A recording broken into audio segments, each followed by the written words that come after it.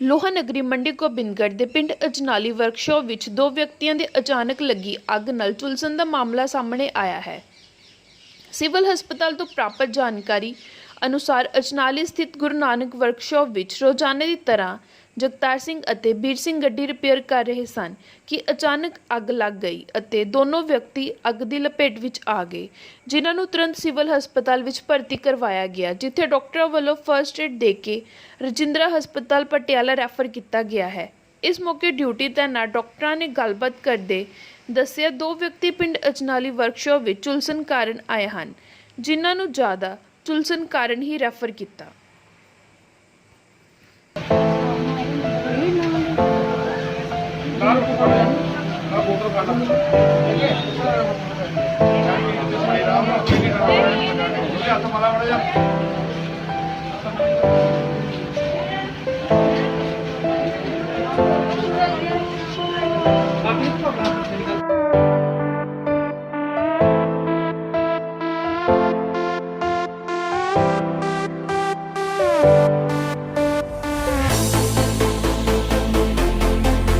Guru Nanak body builder है अजनाली पिंड के मेन रोड से उत्थे इंसीडेंस हुई है। उत्थे दो पेशेंट आए हैं बर्न के।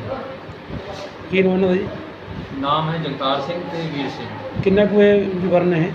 ਜਿਹੜੇ ਆਪਣੇ ਵੀਰ ਸਿੰਘ ਨੇ ਉਹਨਾਂ ਦਾ ਬਰਨ 80% ਤੱਕ ਹੈਗਾ अच्छा, ਤੇ ਦੂਸਰੇ ਜਿਹੜੇ ਪੇਸ਼ੈਂਟ ਨੇ ਉਹਨਾਂ ਦਾ ਅਪ ਟੂ 35-40% ਤੱਕ ਹੈਗਾ। कितने रैफर कितने सर? ਇਹ ਪਟਿਆਲੇ ਤੱਕ। Thank you.